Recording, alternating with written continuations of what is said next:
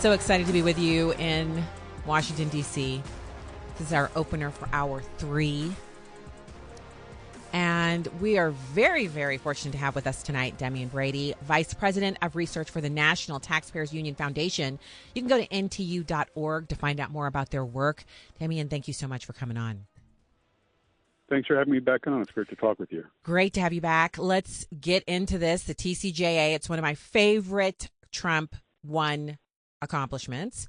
It was a real tax break for all Americans, the biggest tax breaks coming in at the middle class level.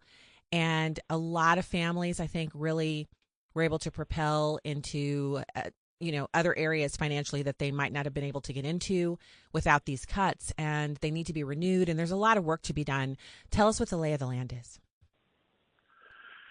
Yeah, you set it up pretty well. The Tax Cuts and Jobs Act of 2017, President Trump's tax plan, passed by the House and Senate back then, is a lot of the individual provisions are set to expire at the end of this year, which would mean a massive tax hike for virtually all Americans and creating a lot more tax complexity, a lot more tax compliance burdens imposed on people.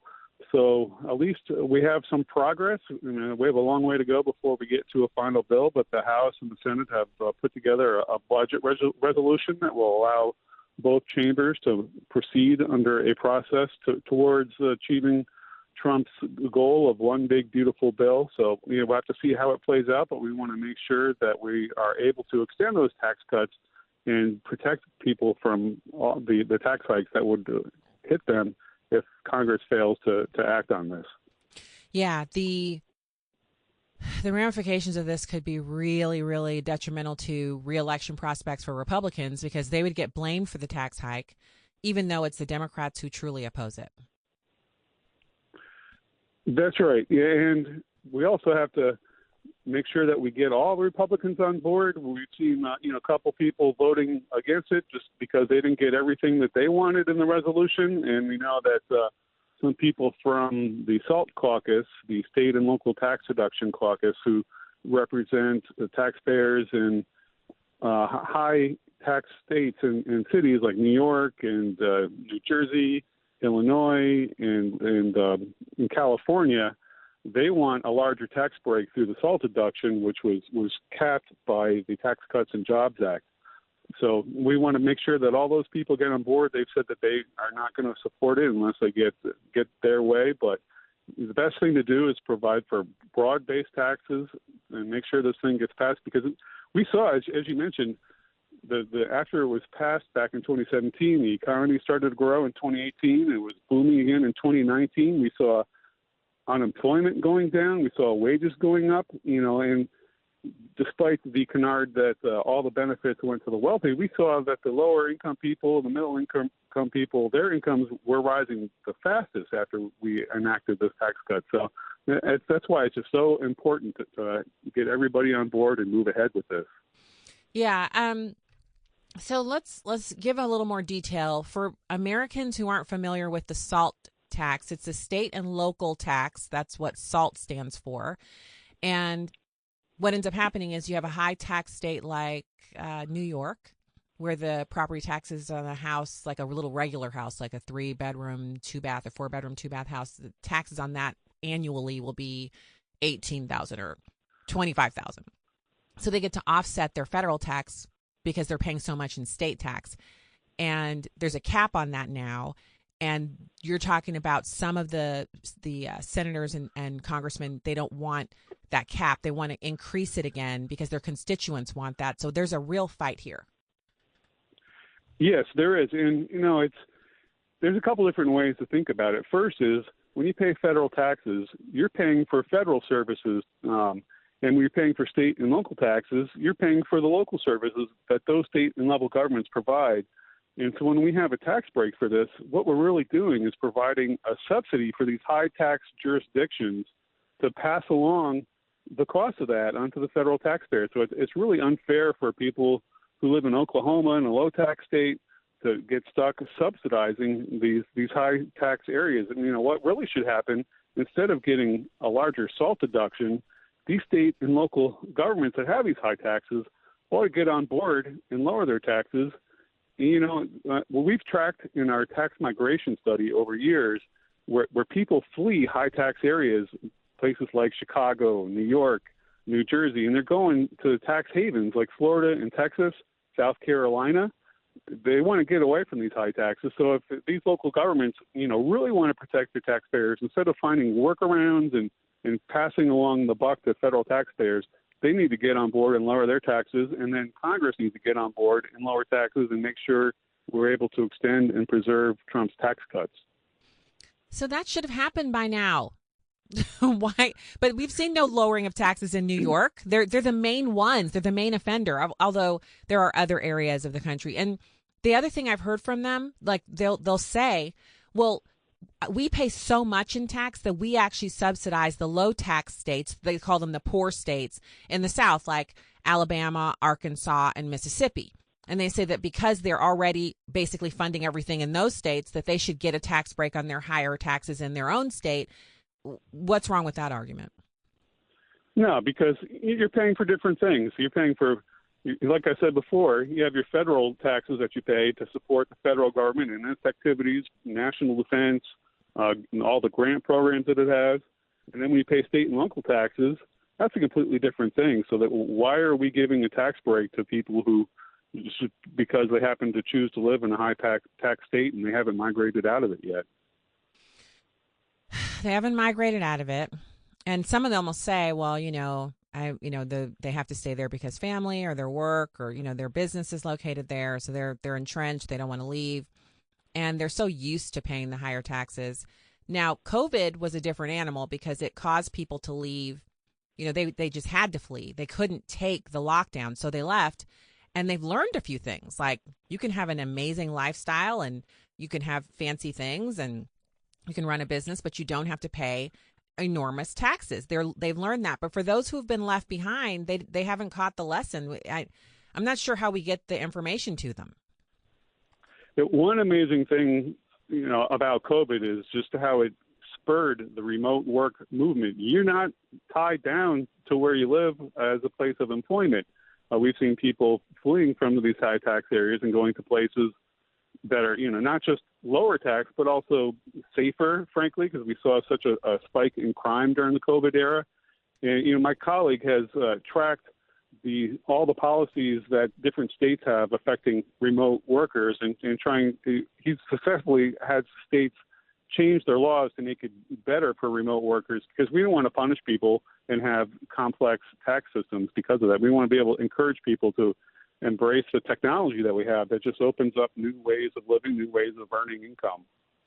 Yeah.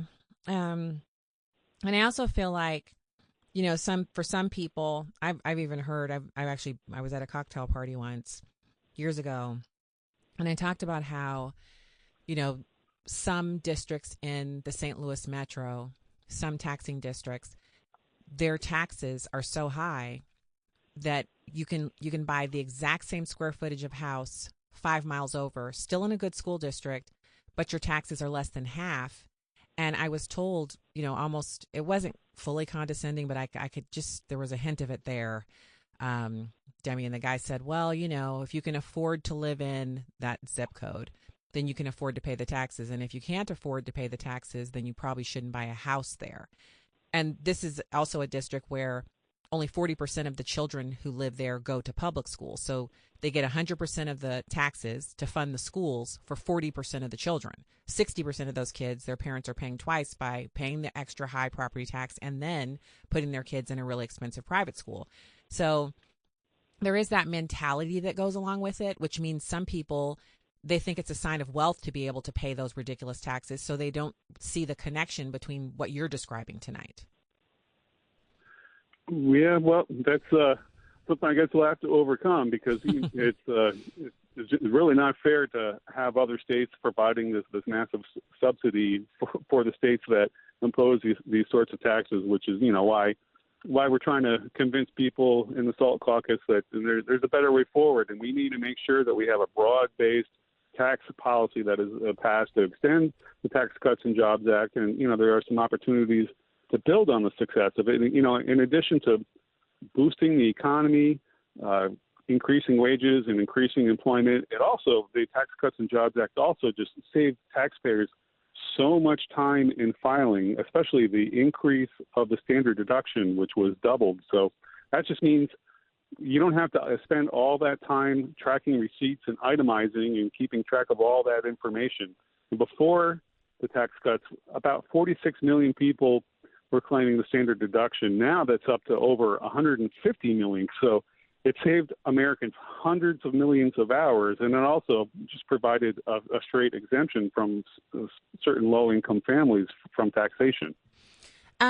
What was the for people who are listening and thinking, I don't remember what was it before the standard deduction? Before it was, it got doubled in the Tax Act from for single filers from $6,500 all the way up to $12,000, and for married filers it went from $13,000 up to $24,000. It's been increased since then with inflation adjustments. So, I mean that's a big increase, and if we don't get the Tax Cuts and Jobs Act extended, it's going to snap back to what it was before. So a lot of people are going to see just a straight up tax hike because of that, and other people are going to have to spend laborious hours tracking receipts and itemizing. Just a big waste of time when we could be doing something that's either more productive or more enjoyable.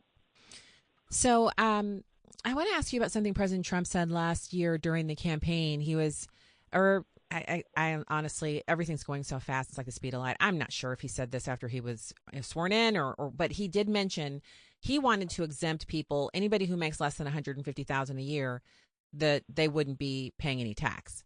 Now, that's a pretty big jump from what you were just describing. What would that look like, and what do you think of that proposal? I think he talked about that as a long-term goal. We would have a lot of work to get there. For one thing, we would have to really cut down on the spending because you have a tax cut, and if we expand and increase on the tax cuts that were already enacted in Trump's tax cuts, make those more, it's going to be a bigger hole in the budget, a higher deficit. So we really got to follow through and just cut back the size of government. I think it was Reagan who said the government is too big and it spends too much, and it's only gotten bigger and spent a lot more since then. So that's the other piece of this. If you want a smaller tax code, a less burdens on taxpayers, we got to massively cut down the federal spending that we have currently. That's just led to lots and lots of deficits. Yeah. All right. So what's next for us? Like if we're wanting to talk to our elected official or we're wanting to help get this process along, support it. I mean, I do believe Americans want to keep their tax cuts that they've already received. And after learning what DOJ has uncovered, most Americans feel like we're still paying too much, right? They're wasting it. They have so much money at their disposal. They just do whatever they want with it. It's actually, I feel like it's criminal, but we haven't seen any criminal referrals so far. So what do people need to know to get this thing or support this thing? You have to get in touch with your members of Congress and tell them that we need to make the Trump tax permanent, and we need to keep the child tax credit strong, and we need to protect small business deductions that create jobs, and stop things like the death tax from coming back, and just destroying small farms and small businesses by being unable to pass along things to your heirs. Ends up with the government instead. So we just have to make sure that our elected officials know how important this is to protect millions of Americans from probably would be the largest tax hike in history. It would be devastating, and I think the economy would respond by contracting. And I just don't think we want that. I believe we want the opposite of that. We want the economy to grow. And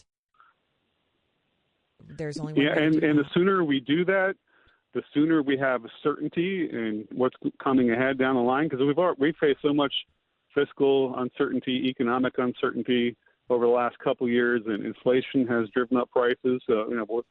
Thanks to some of Trump's policies to deregulate, and we've gotten gas prices down now. We're starting to feel some relief from inflation. We don't want to put that to an end by a massive tax hike. Oh, yeah, definitely. Well, you know what? We've explained this, and we have to get everyone. It's like a rallying cry. We need President Trump to begin to rally the troops so that we can get everybody on board to support this thing. And I believe they're going to do that at the White House, and I'm certainly going to support it from here, not just for our family, but because all of the families in America deserve to keep more of what they earn to do with it as they will. They can do whatever they want with it. It's their money. They earned it. We deserve to keep more of our money. And the only way we get that done is cutting government and cutting taxes. I agree with you 100%. Let people keep more of what they earn. Let them decide where to spend it rather than sending it off here to Washington, D.C., where it gets wasted on so many bad programs that DOJ has exposed. Mm-hmm. I think we're on to something. I want to point everyone over to the National Taxpayers Union Foundation. Go to NTU.org and you can find out more about what we have going on here. In fact, this story that we're discussing tonight about the national, the Tax Cuts and Jobs Act at National Taxpayers Union Foundation is right here on their website. It's called "Hello, You've Been Referred Here Because You're Wrong About the Tax Cuts and Jobs Act." So, great thing to share with someone who might think we don't need to renew it. Yeah, we had a lot of fun with that on social media. You see some of these frivolous and just completely erroneous arguments, and so we put together rebuttals to each of those and explaining the real situation, what really happened with the Tax Cuts and Jobs Act. The truth should ring out, my friends. Head over to NTU.org. Demian Brady, it's always a pleasure to have you. Thanks for coming on. Thank you very much. Have a great evening. All right, you too. Have a good night.